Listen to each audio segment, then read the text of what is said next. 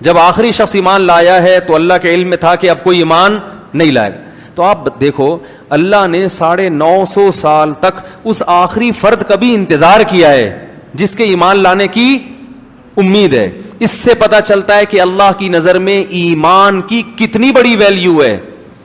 یہ جو آج غیر مسلمانوں کو تانے دیتے ہیں نا, تم ترقی میں پیچھے, لوڈ شیڈنگ, IMF کے قرضے, کرپٹ حکمران, تم تیسری دنیا کے گرے پڑے نیچ لوگ.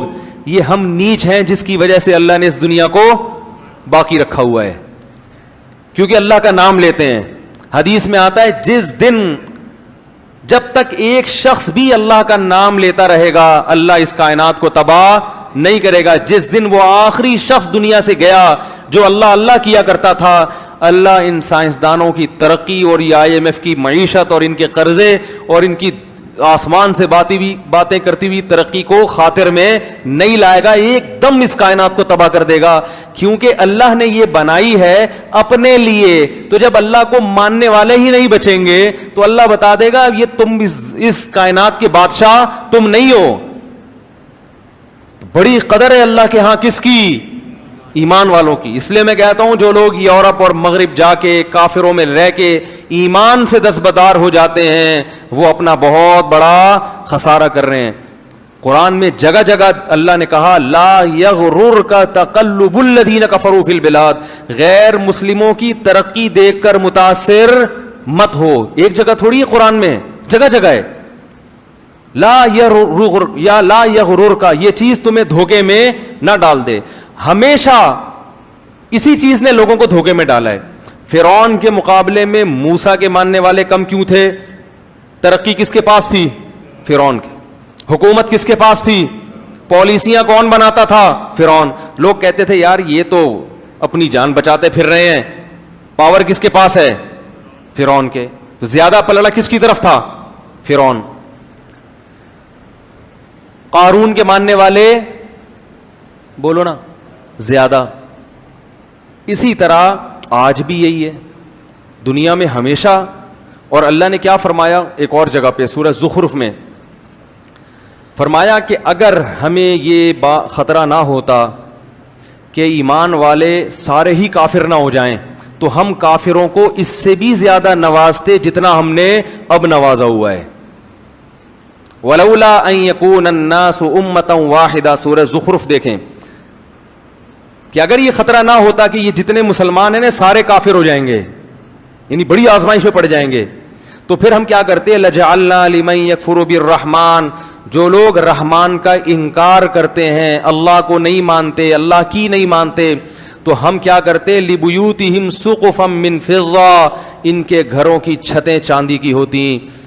لِبُيُوتِهِمْ سُقُفًا مِّن فِضَّةٍ وَمَعَارِجَ عَلَيْهَا يَظْهَرُونَ, ان کے گھروں کی سیڑھیاں چاندی کی ہوتی. وَزُخْرُفًا, کسی کی چاندی کی اور کسی کی سونے کی ہوتی. اور کیا؟ لِبُيُوتِهِمْ سُقُفًا مِّن فِضَّةٍ وَمَعَارِجَ عَلَيْهَا يَظْهَرُونَ وَلِبُيُوتِهِمْ أَبْوَابًا, ان کے گھروں کے دروازے سونے اور چاندی کے ہوتے. اتنی دولت دیتے مگر پھر آزمائش مسلمانوں کے لیے. اور پھر تو اور نیک لوگوں کو تانے ملتے, ابے تمہارے پاس ہے کیا, ابے تمہارے تو پلاسٹک کے لوٹے تمہارے ٹوٹے ہوئے ہوتے ہیں, تمہارے یہاں تو پانی کا انتظام نہیں ہے. اگر یہ اسلام برحق دین ہوتا تو مسلمان اتنا دنیا میں پٹتے کیوں؟ ساری ترقی تو وہ لے گئے, تم کیا کر رہے ہو؟ اتنے تانے ملتے کہ یہ جو تھوڑے بہت لوڈ شیڈنگ کے ستائے ہوئے لوگ اور کرپٹ حکمرانوں کے ستائے ہوئے لوگ یہ اور زیادہ ایمان سے دور ہو جاتے. تو اللہ کرواتے ہیں کہ ابھی اتنا نہیں دیا جتنا ہم دینا چاہتے تھے.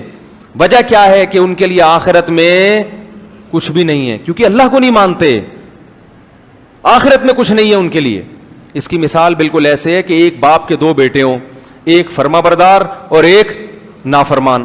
باپ کی اربوں خربوں کی جائیداد ہے, اربوں خربوں کی جائیداد ہے باپ کی, لیکن باپ کیا کر رہا ہے کہ ایک بیٹا جو نہیں مانتا اس کو پیسے دیتا ہے جیب خرچی, اور جو بیٹا مان کے چلتا ہے اس کو زیادہ لفٹ نہیں کراتا, اس کو صرف گٹکے کے 5 روپے 20 روپے یہ پکڑا دیا, سگریٹ اور رکشے کا کرایہ دے دیا, اس سے زیادہ نہیں. اب کوئی محلے والا آئے بولے یار یہ آپ کی مانتا نہیں ہے, اس کو تو آپ جیب خرچی دے رہے ہو, اور وہ کچھ بھی نہیں وہ آپ کی اتنی فرما برداری کرتا ہے. تو باپ جواب میں کہتا ہے بھائی پوری پراپرٹی اس کے نام کر چکا ہوں میں, اس کے لیے کچھ بھی نہیں چھوڑا, تو بس اس کو تھوڑا بہت دے رہا ہوں میں. اس کو اس لیے نہیں دے رہا کہ میرے مرنے کے بعد ساری پراپرٹی کس کی ہے, اس کی ہے, اس کو تو عاق کر چکا ہوں میں. تو اللہ تعالیٰ نے جو اللہ کو نہیں مانتے آخرت سے ان کو عاق کر دیا ہے, کچھ نہیں ملے گا. مثل الذین کفروا بربہم, جو لوگ اپنے رب کا انکار کرتے ہیں, اعمالہم کرماد, ان کے عمل کی مثال راکھ کے ڈھیر کی طرح ہے, راکھ کا پہاڑ. بجری کی ریت تھوڑی سی بھی ہونا وزن ہوگا, اور راکھ کا پورا پہاڑ ہو پھونک مارو اڑ جائے گا.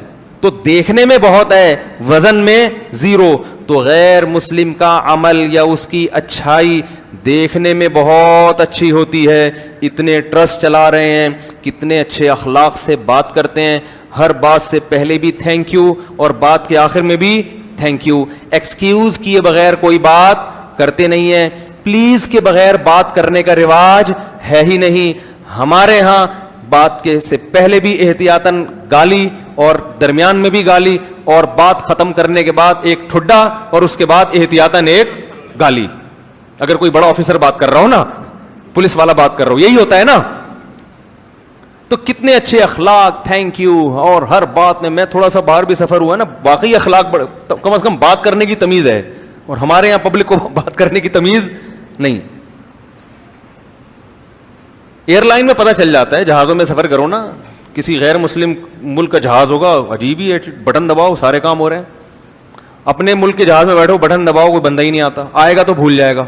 میں نے بٹن دبایا, پانی منگوایا, میں نے لیا بھائی پانی, کہہ رہا اچھا, پھر آیا ہی نہیں. کراچی جب میں اترنے لگا اس نے کہا مجھے یاد ہے آپ نے پانی منگوایا تھا, میں ذرا بھول گیا. ہم نے کہا کوئی بات نہیں, کیا بگاڑ سکتے ہیں بھائی, کیا بگاڑ سکتے. تو لیکن اللہ کیا کہہ رہا ہے, اعمالہم کرماد, راکھ کے ڈھیر, کیونکہ ایک جرم اتنا بڑا انہوں نے کر لیا کہ اس جرم کا وزن ان کی نیکیوں کو کھا جائے گا. جیسے گھر میں بچے ہوں, بیٹا باپ کی نافرمانی کرتا ہو, مانتا نہیں ہو لیکن مانتا ہو کہ ابا بہرحال میرا یہی ہے. دوسرا بیٹا بڑا فرما بردار ہے, لیکن جب اس سے پوچھو کہ ابا کی ماننی چاہیے کہ ماننی تو نہیں چاہیے, میں تو ویسے ہی مان رہا ہوں, یہ ابا میرا ہے, پہلے تو ڈی این اے سے ثابت تو کرو میرا ابا بھی ہے. تو وہ نافرمان سے ابا پھر بھی محبت کرے گا, اور جو ابا کے ابا ہونے کا انکار کر دے اس کو کہے گا بھائی تو بہت اچھا ہوگا گھر سے باہر, یہاں نہیں ہے تو جا کسی اور سے مانگ جا کے, باپ تو مانو نا مجھے پہلے. تو اللہ کہتے ہیں مجھے تو مانتے ہی نہیں ہیں, ان کی اسمبلیوں میں میرا نام نہیں لیا جاتا کہ اللہ کی کیا قانون ہے, اور نہ یہ مانتے ہیں کہ میں بنانے والا ہوں, اور اگر کوئی مانتا ہے کہ بنانے والا تو پھر میری کچھ ماننے کے لیے تیار نہیں. مسلمان کم از کم گناہ کرتا بھی ہے تو اس کے سامنے روتا بھی تو ہے نا کہ غلطی ہو گئی معاف کر دے, یہ تو روتے بھی نہیں ہیں, روتے بھی نہیں, اکڑتے ہیں, بحث کرتے ہیں. اس لیے ایمان سب سے بڑی نعمت ہے. تو 950 سال اللہ انتظار کرتے رہے کہ کسی ایک کافر کے دل میں بھی ذرا سی لچک ہے, اللہ کو پتا تھا یہ آئے گا آئے گا, آ گیا.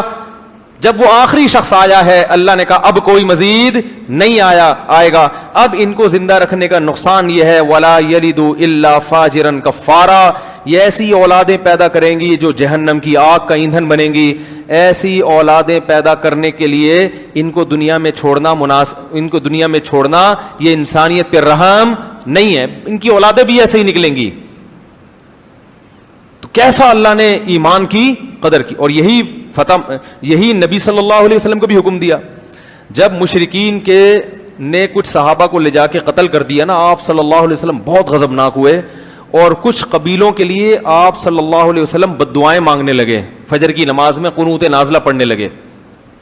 تو اللہ نے قرآن میں آیت نازل کی, لیس لک من الامر شیء او یتوب علیہم او یعذبہم, اے نبی آپ ان کے لیے بد دعا نہ کریں کیونکہ ان میں کچھ ایسے لوگ ہیں جن کو توبہ کی توفیق ملنے والی ہے.